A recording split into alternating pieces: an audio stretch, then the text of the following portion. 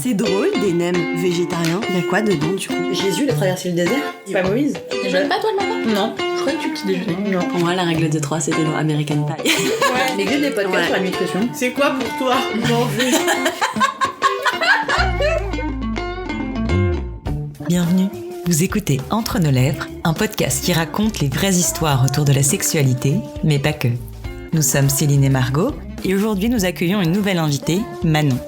Manon a 24 ans, et avec elle nous avons discuté du chemin à parcourir pour se sentir femme, et non plus fille, des princesses Disney, du corps qui nous fait défaut parfois, de sardines, mais aussi d'envie et de confiance en soi.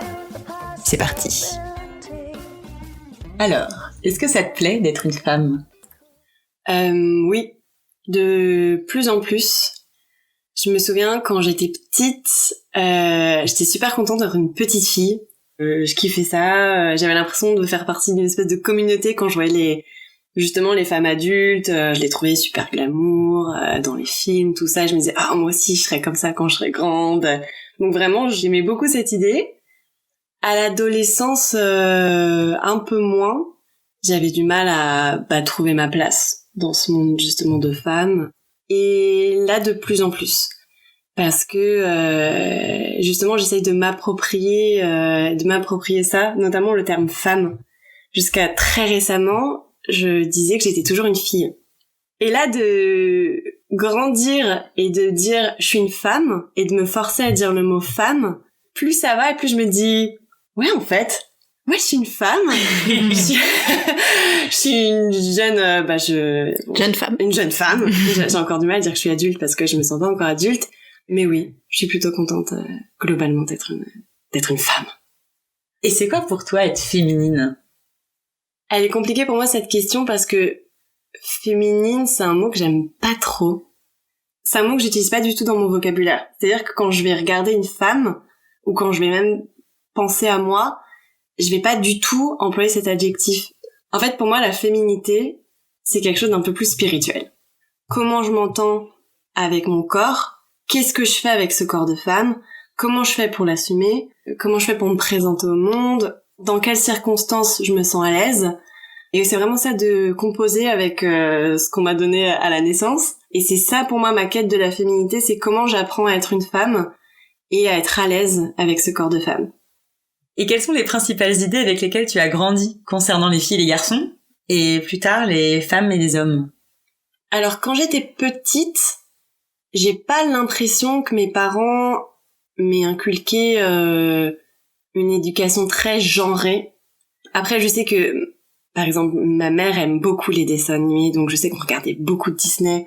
Et je pense qu'il y a pas mal de trucs que j'ai intériorisés, notamment par rapport aux princesses, tout ça. Donc peut-être inconsciemment. Moi, ce qui m'a plus dérangée, c'était plutôt à l'adolescence. Je n'aime pas cuisiner. J'ai jamais aimé ça, alors que ma sœur aînée adore cuisiner.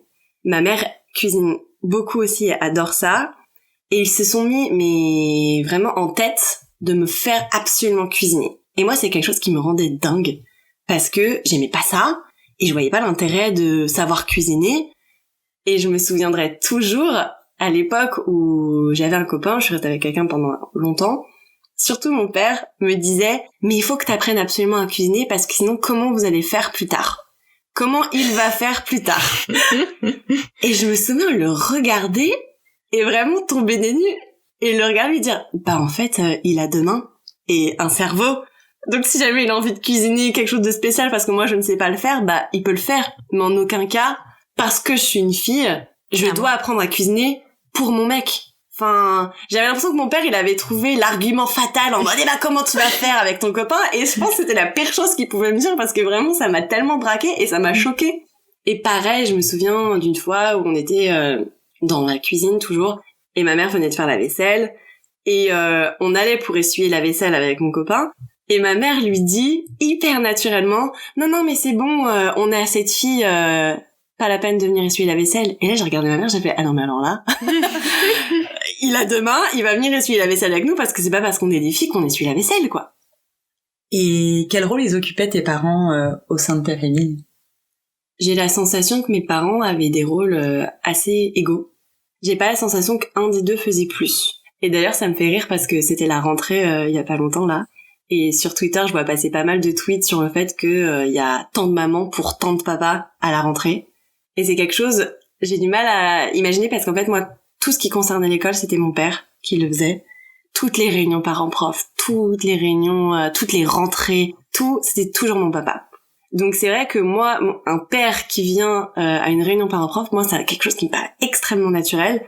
Et du coup, je me rends compte que non. Et je me dis que j'ai eu une chance là-dessus d'avoir un papa aussi présent dans notre éducation avec ma sœur. C'est le moment de parler de ton éveil sexuel. Oh oui. Est-ce que tu te rappelles de la première fois où t'as le sentiment de prendre conscience de ta sexualité? J'ai pas un souvenir précis, mais je sais que j'étais très jeune parce que je me souviens imaginer les personnages de Disney faire l'amour et savoir exactement ce que ça voulait dire en fait. C'est du coup, tu imaginais Aladdin avec... Alors c'est très drôle parce que ou le Roi Lion, hein, c'est jamais. J'imaginais beaucoup Belle de La Belle et la Bête avec Eric de la Petite Sirène. Ah, c'est marrant. Ouais, je sais pas pourquoi. Et je trouvais qu'ils allaient bien ensemble. C'était tes préfs. Ouais, c'était mes préfs. Et je les imaginais faire l'amour vraiment en sachant ce que ça voulait dire. Donc je ne sais plus comment j'ai appris ce que c'était faire l'amour. Mais je sais que très jeune, je savais ce que c'était. Et très jeune, j'ai une image positive du sexe. Et c'était quelque chose qui t'excitait ou c'était juste quelque chose que tu te représentais? J'arrive pas à savoir si ça m'excitait parce que par exemple j'avais dans mon esprit, je les imaginais pas, j'imaginais pas Eric prendre Belle en levrette. Il y avait pas de, il y avait pas forcément de pénétration dans mon esprit. Mais c'est-à-dire que c'était pas des scènes hyper sexuelles en termes de pénétration et tout, c'était plus des corps nus. L'un contre l'autre, la notion de plaisir. Je sais que je faisais aussi faire beaucoup l'amour à mes Barbies avec leur Ken. D'ailleurs, ça me fait rire parce que Ken, maintenant, c'est un mot qu'on utilise pour dire Nick. Ça vient peut-être de là. Peut-être, on ne sait pas. Imaginer mes personnages Disney, ça me faisait rien. Par contre, quand je faisais faire l'amour à mes poupées, ça me faisait quelque chose. Et je sais que mes premiers fantasmes, où vraiment je fantasme sur un mec, je suis assez jeune, je dois avoir 6 ans, je crois que je suis en CP. Et c'était avec Jensen Ackles. D'ailleurs, ça m'a fait beaucoup rire que Céline en parle dans son épisode parce que moi aussi, c'était l'homme de ma vie. Et je me souviens vraiment de me faire des scènes où on s'embrasse, donc toujours sans pénétration parce que je pense que j'étais trop petite, mais avec quand même, je savais ce que c'était faire l'amour et je savais qu'il y avait une notion de plaisir. Et par contre, quand j'y pensais à 6 ans, ça me faisait quelque chose. Est-ce que tu te rappelles de quand et comment t'as découvert la masturbation? Oui. J'ai même un souvenir. Je me rappelle exactement de quand c'était. C'est vrai? Ouais. Je me souviens. Alors, je sais plus si j'étais exactement en CM1 ou en CM2. Mais je sais que j'étais dans mon lit, je faisais la sieste. Je dormais avec la couette entre mes jambes et je ne sais pas pourquoi, mais la sensation d'avoir cette couette entre mes jambes, je me rendais compte que ça me faisait du bien. Et j'ai commencé du coup à bouger, genre un peu à me frotter à ma couette. Donc ça me faisait de plus en plus de bien, de plus en plus de bien. Et là, je me rappelle la panique m'envahir parce que je sais pas ce que c'est un orgasme. Et là, je ressens ce truc en moi. Je croyais que j'avais cassé quelque chose ou que, c'était quelque chose d'incroyable. Et je me disais, mais qu'est-ce qui vient de se passer? Qu'est-ce que c'était? J'ai cassé un truc. Et je me rappelle sortir de mon lit précipitamment, aller aux toilettes, regarder ma vulve, regarder si tout allait bien. J'étais en mode ouais, bon bah tout va bien. T'es pas perdu. Mais en fait, ça m'a fait peur et j'ai pas recommencé avant un bon moment parce qu'en fait justement ça m'avait fait peur. Et vers la 6e, je crois que je commence à comprendre ce que c'est un orgasme et je crois que je réalise que c'était ça que j'avais expérimenté. Et donc à partir de la 6e, une fois que je comprends que je m'étais pas cassé le vagin et que j'allais pouvoir recommencer en toute tranquillité, j'ai recommencé à me masturber en 6e. Mais j'avais fait une petite pause entre-temps parce que j'avais pas compris à l'époque ce que c'était. Et est-ce que tu pouvais en parler de ça à tes parents? Oui, très librement. Alors, je leur ai pas parlé de la première fois que je me suis masturbée, mais je sais que le sujet du sexe, ça n'a jamais été tabou dans ma famille. On en parlait très ouvertement. On pouvait poser toutes les questions qu'on voulait à nos parents. D'ailleurs, je me souviens qu'un jour, on jouait dans le bac à sable ou je sais plus exactement où, et on trouve un magazine porno. on le regarde. Et je me souviens plus exactement, je crois qu'on le ramène à la maison, ou je sais pas si mes parents descendent à ce moment-là et nous voient avec le magazine. Évidemment, ils nous le prennent des mains en nous disant que c'est pas pour les enfants. Ils le mettent à la poubelle ou autre. Mais à aucun moment, ils nous ont grondé en nous disant que c'était mal, qu'il fallait pas qu'on regarde. Pas du tout, au contraire, je crois que nous, on était tellement fascinés par ce qu'on avait vu dans ce truc qu'on était en boucle toute la soirée, je crois, en mode mais vous vous rendez compte, le monsieur il faisait des bisous sur le minou de la dame, et nos parents ils étaient en mode ah bon, oh là là, bah écoute, incroyable, oh là là, mais vous vous rendez compte, la dame elle avait le zizi du monsieur dans sa bouche, ah bah vous m'en direz tant, mais à aucun moment ils nous ont coupé, en fait. À aucun moment, ils nous ont dit on n'en parle pas. Ils nous ont bien expliqué que c'était des choses que faisaient les adultes. Mais à aucun moment, ils nous ont dit que c'était sale ou... J'ai jamais grandi en me disant que la sexualité, c'était mal, que prendre du plaisir, c'était mal. Et dès que j'avais des questions, je me rappelle notamment, très jeune, j'ai demandé à mes parents ce que c'était la sodomie. Et mes parents m'ont répondu très naturellement ce que c'était la sodomie, tout en me disant que c'était toujours quelque chose que faisaient les adultes. Mais à aucun moment, ça a été tabou. Et je pense que c'était vraiment... important pour eux de pas bloquer leurs enfants sur la sexualité, et ce qui fait que maintenant j'en parle très très naturellement avec mes parents. Et c'était quoi alors pour toi faire l'amour? Bah pour moi faire l'amour ça allait être incroyable, j'allais faire ça avec un mec dont j'étais amoureuse, ça allait être super, ça allait marquer mon entrée dans la vie d'adulte. Enfin, j'avais vraiment j'avais hâte. Je me souviens, très jeune, dire j'ai hâte de faire l'amour. Très jeune, c'est quel âge? Bah, quand je pense à Johnson Ackles, quand j'avais 6 ans. Vraiment jeune. À 6 ans, je me rappelle me dire, ouais, j'ai hâte. J'ai hâte de faire l'amour. Et alors, c'était comment ta première fois? Ma première fois, j'étais persuadée que j'allais être une bête de sexe. Genre, j'étais persuadée que j'allais tout savoir comment faire, que ça allait être génial, que j'allais être super entreprenante, que j'allais avoir des orgasmes à gogo. Enfin, j'étais persuadée que j'allais adorer ça, que ça allait être vraiment l'expérience d'une vie. Enfin, vraiment, presque je n'attendais que ça dans mon enfance. Et donc, quand ma première fois arrive, ma première fois ne se passe pas mal. J'en garde un bon souvenir. C'était avec un mec dont j'étais amoureuse. Tout se passe bien, mais déjà j'étais persuadée que je n'aurais pas mal, justement parce que je crois que j'avais tellement fantasmé la femme que j'allais être au lit. J'étais persuadée que j'aurais pas mal. J'ai eu très mal. J'étais persuadée que j'allais avoir un orgasme la première fois. Je n'ai pas eu d'orgasme. Donc du coup, j'étais en mode bon, d'accord, c'est ça faire l'amour. Bon, c'est peut-être parce que c'était la première fois. Ça ira mieux les prochaines fois. Et donc du coup je me rappelle que j'ai fait ma première fois, j'ai l'impression de m'être débarrassée d'un truc en mode c'est bon, c'est fait. J'avais vraiment hâte de le refaire, je pensais presque qu'à ça, refaire l'amour pour justement arriver à ce truc de je vais être une bête de sexe quoi, je vais être vraiment, je vais kiffer ma vie sexuelle, mon copain il va avoir trop de la chance parce que je vais être trop ouverte, tout ça, et j'avais hâte de le refaire du coup. Et c'était comment quand vous avez recommencé? Les fois d'après, j'avais l'impression que c'était une première fois perpétuelle. C'est-à-dire que c'était jamais pas bien, mais c'était jamais bien. Cette personne avec qui j'ai fait la première fois l'amour, j'avais 17 ans, je suis restée avec cette personne pendant 6 ans. Et en fait, c'est la seule personne avec qui j'ai couché de toute ma vie. Je me souviens que les fois d'après, le souci que j'ai eu avec ce garçon, c'est qu'il n'avait pas une libido débordante et il ne montrait pas du tout qu'il avait envie. Donc, les fois qui ont suivi la première fois, c'était tout le temps moi qui étais en demande. Parce que moi, justement, j'avais très envie de m'épanouir dans ma vie sexuelle, j'avais très envie de recommencer. Comme j'avais pas trop kiffé la première fois, j'avais envie de recommencer.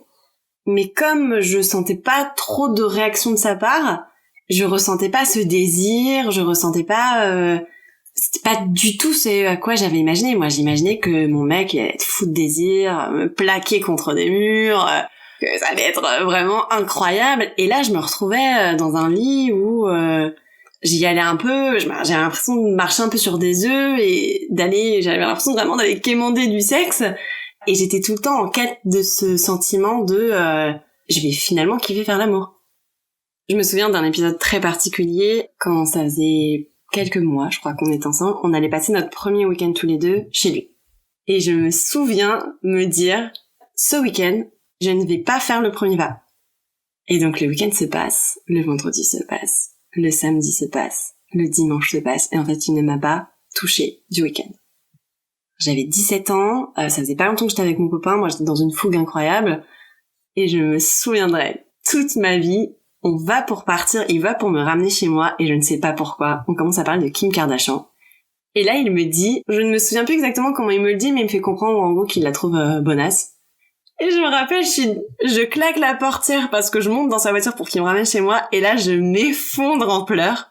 Et je le regarde et je lui dis, mais t'as pas le droit de me dire que tu trouves que Kim Kardashian elle est bonne alors que moi tu me touches pas du week-end. Et vraiment je pleure à chaudes larmes parce que en fait ce qu'il faut savoir, là les auditeurs ne me voient pas, mais je suis l'opposé de Kim Kardashian. Je suis blonde, j'ai les yeux verts, je suis filiforme, j'ai pas de poitrine, j'ai pas trop de fesses, enfin vraiment tu prends Kim Kardashian, tu veux son opposé, tu me prends moi quoi. Donc le fait qu'il me sorte ça, pour moi c'était limite c'était de la provocation. Et il pouvait pas me sortir pire exemple de meuf qu'il trouvait bonne. Enfin, c'était horrible. Et il a pas compris, il a pas su me réconforter, il était démuni face à mes larmes. Et vraiment cet épisode, c'est un épisode assez déterminant dans ma vie parce que à ce moment-là, je suis complètement braquée sexuellement. Un rapport sexuel type entre nous, je sais pas, on était dans le lit. J'ai pas souvenir avoir fait l'amour autre part que dans un lit. Je crois qu'aucun de nous deux n'éprouvait du désir pour l'autre. Et donc il y avait une forme de devoir conjugal. Genre en mode, moi je me souviens en tout cas me dire, là on est dans le lit, si on fait pas l'amour c'est bizarre. Donc lui il venait pas forcément vers moi.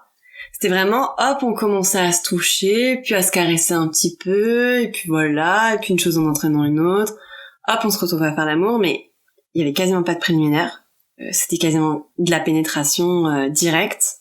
Du coup, moi j'étais pas trop dans le mood, j'ai pas le temps d'être excitée, donc ça me faisait mal. J'ai rarement fait l'amour sans que ça me fasse mal, en 6 ans. J'étais pas du tout en quête de mon plaisir. Si j'étais plus en mode je suis en couple, je l'aime, parce que je l'aimais énormément, donc faut qu'on fasse l'amour. Mais c'est vrai que si je m'écoutais, si j'écoutais mon corps et ce que je ressentais vraiment, je pouvais ne pas faire l'amour avec lui. Et t'en as parlé à d'autres personnes? À mes amis, du fait que ça se passait mal? Jamais. Moi, j'étais très consciente que ça se passait pas bien. Ça m'est même arrivé parfois de pleurer après avoir fait l'amour. Et parallèlement, j'entendais mes amis, ma sœur, me raconter leur vie sexuelle, me dire que c'était génial, que ça se passait trop bien. Et à ce moment-là, je me blâme. J'ai l'impression que c'est de ma faute si ça va pas bien dans mon couple. Et donc, j'ai honte, en fait. J'ai honte de ma vie sexuelle. J'ai honte de pas réussir à surmonter ces caps-là.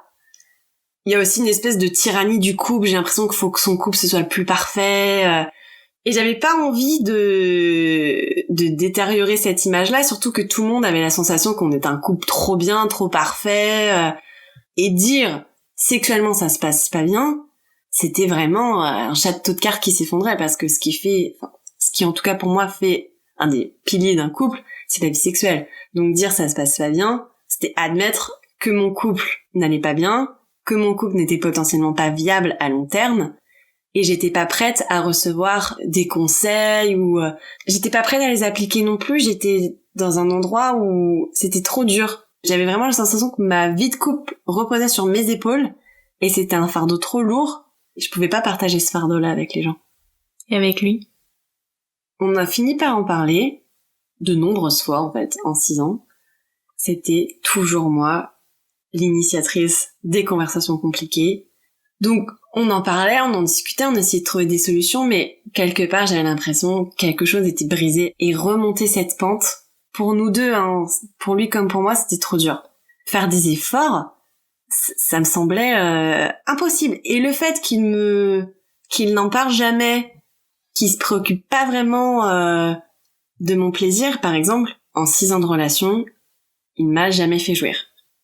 Et honnêtement, j'ai l'impression que c'était pas un problème pour lui. Et je me souviens, un jour, je lui fais quand même comprendre que j'aimerais quand même qu'il essaye. Donc il va pour me faire un cuni, il commence, comme il s'en sort pas extrêmement bien, et en même temps c'est normal, je lui avais jamais expliqué comment faire, donc je commence à lui expliquer, et je me souviens lui dire, alors faut que tu fasses ça, machin, avec ta langue, à cet endroit-là précis et tout, pendant, jusqu'à ce que, éventuellement, je vienne. Et là il me regarde, il fait, oh, attends, mais faut faire ça pendant 10 minutes, un quart d'heure. Oh, et je sens à ce moment-là en mode la flemme. Et je le regarde et vraiment je suis démunie et je le fais remonter. En fait, ça sert à rien. Moi, j'ai pas envie de me sentir coupable de pas venir assez vite. Ouais. J'ai pas envie de me sentir coupable de demander à jouir. Moi, je sais très bien me faire jouir toute seule. Donc du coup, quand on avait des rapports sexuels, je me faisais jouir pendant la pénétration. Mais c'est vrai que c'était pas grâce à lui. C'est pas grâce à lui. En fait, encore maintenant, là, au moment où je vous parle, je ne sais pas ce que c'est de recevoir un orgasme de la part de quelqu'un d'autre. Personne ne m'a jamais fait jouir, à part moi-même. Je ne connais pas cette sensation. Donc du coup, moi j'ai fait une croix là-dessus. Et c'est vrai qu'en contrepartie, il y avait aucune raison que je descende si lui il descendait pas. Donc des fellations, je lui en ai très peu faites. Alors que c'est quelque chose que j'avais envie de faire. Honnêtement, je trouve que c'est un sentiment extrêmement agréable de faire une fellation. Mais lui, j'avais pas spécialement envie de lui faire parce que... T'avais pas envie de lui faire plaisir? Non, en fait non. Et est-ce que c'est pour ça que vous vous êtes séparés? Oui. Ah oui, très clairement, c'est pour ça qu'on s'est séparés. Parce que vraiment, je me souviens, la dernière année, très honnêtement, si on a fait 5 fois l'amour, c'est le grand maximum. Parce que vraiment, on n'avait plus de désir et on avait, je crois, tous les deux plus envie de se forcer. Et je me souviens par exemple, si jamais je savais que j'allais le voir le soir, toute la journée j'avais cette angoisse qui montait, parce que je savais que j'allais aller chez lui et que j'allais encore me retrouver face à un rejet, que lui allait se retrouver face à un rejet. On savait très bien que ça allait pas être normal, donc j'ai pris la décision de le quitter parce que à 23 ans j'avais l'impression déjà de me retrouver avec des problèmes de couple, comme si ça faisait 30 ans qu'on était ensemble. C'était pas possible. Et est-ce que ça t'a rendu triste? Est-ce que t'étais encore amoureuse de lui? Non, j'étais pas triste. J'étais forcément un peu chagrinée parce que c'est quelqu'un que j'aimais beaucoup, c'est quelqu'un qui a partagé ma vie pendant 6 ans. Donc forcément dire au revoir à tout ça, c'était compliqué, surtout que j'avais vraiment la sensation que c'était mon meilleur ami. Mais j'étais tellement persuadée que c'était la bonne décision à prendre que ça a été presque un soulagement de le faire. Et c'est surtout que je savais très bien que de son côté, il ressentait la même chose.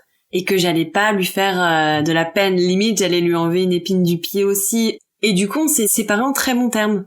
Vraiment, on n'était juste pas fait pour être en couple. On était fait pour être amis. On n'était pas fait pour être ensemble. Et du coup, est-ce que tu penses que tout ça, ça a changé un peu l'image que t'as de toi? Tu nous parlais de la Manon fougueuse qui allait adorer le sexe et on a l'impression que elle a disparu. Ah mais complètement. Ça a complètement altéré l'image que j'avais de moi parce que avant de commencer ma vie sexuelle, j'avais justement cette vision de moi, d'une personne très ouverte, très spontanée. Mais oui, j'avais cette image de j'allais être quelqu'un d'extrêmement épanoui. Pour moi, vraiment, ma vie sexuelle, ça allait pas être un problème. Et même si avant, j'étais pas non plus pleine de confiance en moi, j'avais confiance là-dessus. Je me disais, non, mais là-dessus, j'aurais pas de problème. Et vraiment, dans les yeux de mon partenaire, d'être aussi désirable qu'une sardine. Je sais pas pourquoi une sardine, mais parce que c'est pas très désirable à mes yeux. Mais vraiment, d'être là et de pas se sentir désiré, c'était extrêmement dur. Et du coup, ça a complètement changé la vision que j'avais de moi. Et c'est une vision de laquelle j'ai énormément de mal à me défaire encore aujourd'hui. Actuellement, me dire qu'un homme peut bander pour moi, ça me paraît de la science-fiction. Pour moi, c'est impossible.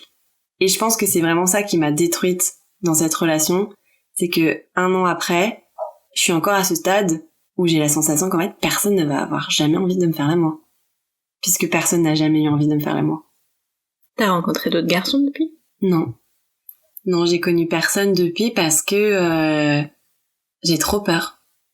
C'est-à-dire que de m'imaginer être en couple ou de m'imaginer rencontrer quelqu'un, tout ça, y a pas de souci, mais je sais très bien que refaire l'amour, ça va être difficile parce que j'ai tellement pas une bonne image de moi là-dessus que va y avoir une forme de première fois à cette deuxième fois. Tu nous disais tout à l'heure que ça avait quand même vachement atteint ta confiance en toi. Et est-ce que ça a aussi le rapport que t'as avec ton corps? Est-ce que tu l'aimes, ton corps? Est-ce que j'aime mon corps? Ça va de mieux en mieux parce que justement j'apprends à l'aimer pour ce qu'il est.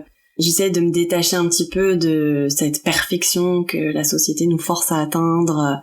Donc, je pense que je vais répondre oui parce que j'apprends tout juste à l'aimer.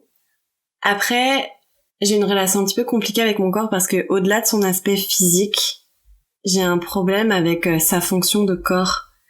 Dans le sens où depuis que je suis toute petite, je suis très souvent malade. J'ai fait de graves maladies quand j'étais petite. J'ai grandi en étant tout le temps malade. Je suis quand même une petite nature. Je me sens fatiguée très vite. Il y a 5 ans, on m'a diagnostiqué la maladie de Crohn.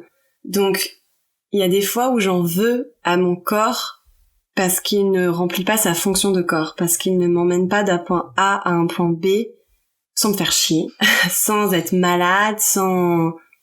Donc, c'est-à-dire que physiquement, ça va, mais je lui en veux de pas être aussi robuste que j'aimerais qu'il ne soit. Donc, en fait, mon corps, j'ai pas un problème esthétique, même si évidemment, il y a des choses que j'aimerais changer si je pouvais, mais j'ai beaucoup plus un problème fonctionnel. Après, c'est vrai que tout à l'heure, du coup, on parlait de ma vie sexuelle, et j'ai l'impression que là-dessus aussi, mon corps, il m'a un peu lâché parce que, même si je pense qu'il y avait aussi une très grosse part de mental dans le fait que j'ai tout le temps mal quand je faisais l'amour, en fait, je ne sais pas si c'est que mental ou pas. Parce que comme je n'ai eu qu'une seule relation sexuelle, avec un seul partenaire, je ne sais pas du tout comment c'est avec d'autres.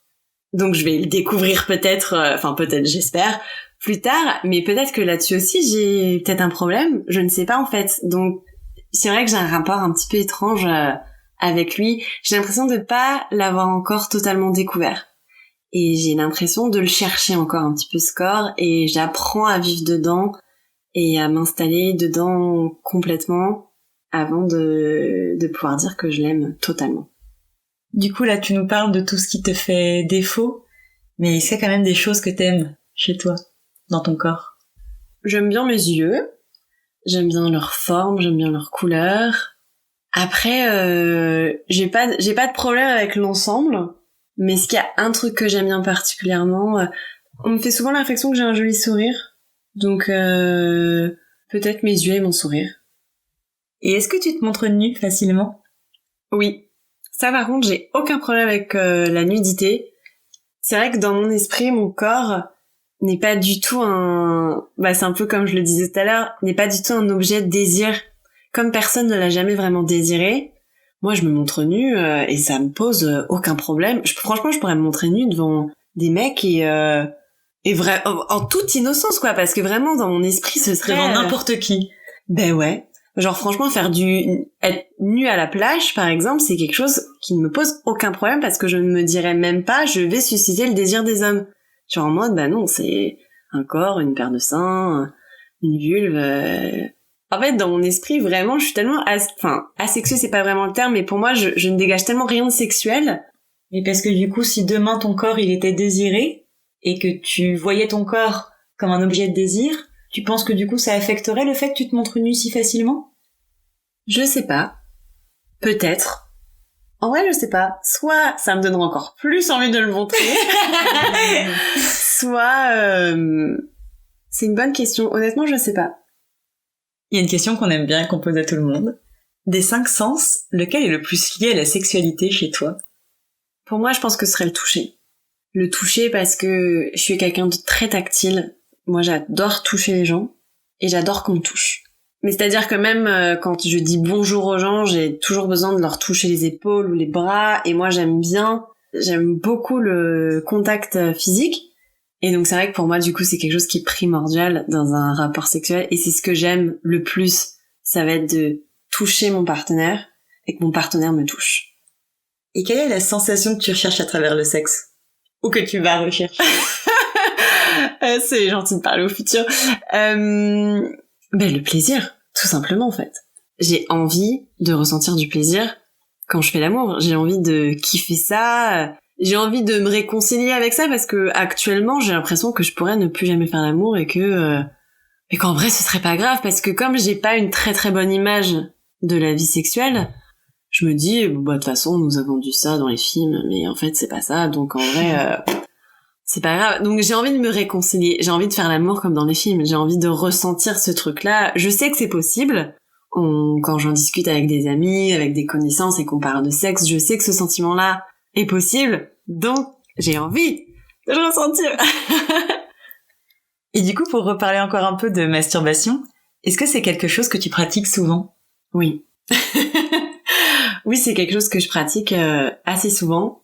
J'arrive pas à faire de moyenne, mais je peux me masturber tous les jours. Parce qu'en fait, pour moi, j'ai pas du tout besoin d'être excitée par quelque chose pour me masturber. C'est-à-dire que vraiment, je me masturbe comme j'irais me faire couler un café, comme je mangerais un carré de chocolat. C'est genre, des fois, je peux être en train de regarder un film et tiens, je vais faire pause et je vais me masturber. Mais du coup, un film... Ah, mais je peux regarder un documentaire, je sais pas, sur les... sur les sardines. Justement. Et de me dire, tiens, je me masturberais bien. Pas du tout par rapport aux sardines, mais je sais pas, parce que d'un coup, j'ai envie. Mais vraiment, ça me prend comme... Mais vraiment une envie de chocolat. Ou par exemple, je sais pas, je vais être prête pour partir à un rendez-vous. Il va me rester un quart d'heure avant de partir de la maison. Qu'est-ce que je pourrais bien faire? Je vais me masturber. Enfin, vraiment, ça me vient comme ça. J'ai vraiment pas besoin d'un stimuli visuel ou d'être dans une certaine ambiance pour avoir envie de me masturber. Ça me vient vraiment comme ça. Et c'est comme ça tout le temps? Ça fonctionne pas par phase? Non. C'est-à-dire que même quand ça n'allait pas avec mon ex sur le plan sexuel, c'est-à-dire que je n'avais pas envie de sexe avec lui, mais je continuais toujours de me masturber très naturellement parce que j'ai l'impression d'avoir toujours envie de me masturber en fait. Et aujourd'hui, est-ce que tu penses que t'aurais besoin d'être amoureuse pour faire l'amour de nouveau avec quelqu'un? Non, je pense pas. Je pense pas. J'ai besoin quand même de fantasmer un peu la personne, c'est-à-dire que je pourrais pas comme ça d'un coup coucher avec quelqu'un. J'ai besoin quand même de fantasmer, d'éprouver du désir, de faire monter le désir, tout ça, mais amoureuse, non. Et toi, est-ce que t'as déjà ressenti du désir pour quelqu'un? À part Jensen Ackles. Oui. Oui, notamment quand j'étais au lycée, j'étais très très amoureuse d'un garçon au lycée. Et vraiment, ce garçon, j'étais folle de lui. Et je me souviens qu'à peine il m'effleurait le bras, j'étais en transe. Mais oui, c'est le seul, je pense. Et est-ce que tu tombes facilement amoureuse? Oui, franchement, je suis vraiment un petit cœur d'artichaut. Je tombe très facilement amoureuse. Et pendant ces 6 ans où t'étais avec cette personne, t'es pas tombée amoureuse de quelqu'un d'autre? Non. Mais je pense que je suis pas tombée amoureuse de quelqu'un d'autre parce que personne ne s'est présenté, en fait. Je pense sincèrement que si un mec avait débarqué dans ma vie à ce moment-là et m'avait fait vibrer comme j'attendais de vibrer, je serais partie avec cette personne, je pense. Et si quelqu'un s'était présenté, est-ce que tu penses que t'aurais pu tromper ce garçon? Ou est-ce que la fidélité, c'est très important pour toi? Honnêtement, la fidélité, c'est vraiment important pour moi. Donc du coup, je l'aurais jamais trompé.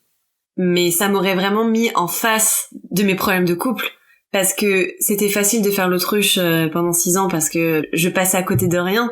Alors que là, si quelqu'un était entré dans ma vie et que je ressentais le besoin d'être avec cette personne, j'aurais pas pu tromper mon copain parce que ça ne me ressemble pas et parce que c'est quelque chose que je ne conçois pas. Par contre, je l'aurais quitté. C'est donc maintenant la question de la fin. Pourquoi est-ce que tu as voulu venir nous parler de tout ça? Qu'est-ce qui était important pour toi? C'était important pour moi de venir parler de tout ça parce que je me souviens tellement de l'état de solitude dans lequel je me trouvais quand j'étais en couple et que ça n'allait pas dans ma vie sexuelle. Et j'avais personne à qui en parler et je me demandais si c'était normal. Et je me souviens aller sur Internet, aller sur des forums. Je me posais énormément de questions sur moi. Est-ce que j'étais frigide? Pourquoi j'aimais pas le sexe alors que j'aimais mon partenaire? Vraiment, j'étais dans cette solitude et j'avais l'impression de ne pas être normale et j'avais l'impression d'être seule au monde. j'avais l'impression que personne ne rencontrait ce genre de problème. C'est soit t'étais heureuse dans ta vie sexuelle, soit t'étais pas heureuse dans ta vie sexuelle et t'étais séparée de cette personne. Mais pour moi, aimer quelqu'un et ne pas éprouver de désir pour lui, être à l'aise dans son couple, mais en même temps ne pas faire l'amour, enfin, c'était tellement perturbant que j'avais l'impression d'être toute seule socialement. C'était hyper dur de formuler ce problème, de dire je suis avec mon mec depuis 6 ans, je l'aime, mais ça se passe mal au lit, et pourtant je veux pas forcément le quitter. Et il y a quelque chose dans le fait d'admettre que la sexualité peut être un problème et de parler de sa vie sexuelle en disant que ça ne va pas, c'est une tare. Et t'oses pas en parler. Et je me souviens que c'est parce que j'ai eu une conversation hyper profonde avec une copine un jour. On a parlé de nos vies sexuelles et on a parlé du fait que c'était pas comme on nous montrait dans les films, qu'en fait on avait des soucis, que c'était pas aussi glamour, tout ça. Et en fait, je me rappelle la joie d'en parler avec elle et me dire « Oh mais mon Dieu, je suis pas toute seule, il y a quelqu'un d'autre qui a ressenti ça. » Et je pense que c'est vraiment ce qui est génial dans votre podcast, c'est d'écouter des gens avec des parcours complètement différents et de se dire « Putain, je suis pas seule, quoi. » C'est-à-dire que même si j'aide pas les gens à régler leurs problèmes de couple, rien que de se dire « Il y a quelqu'un qui est passé par là et ça va. » Oui, voilà, juste se dire, bah non, en fait, le problème, c'est pas moi, c'est peut-être nous, c'est peut-être lui, peut-être qu'il faut qu'on en discute. Et je trouve ça important de se dire que c'est pas que de sa faute. Donc pour moi, c'était important de dire aux gens que vous n'êtes pas seuls.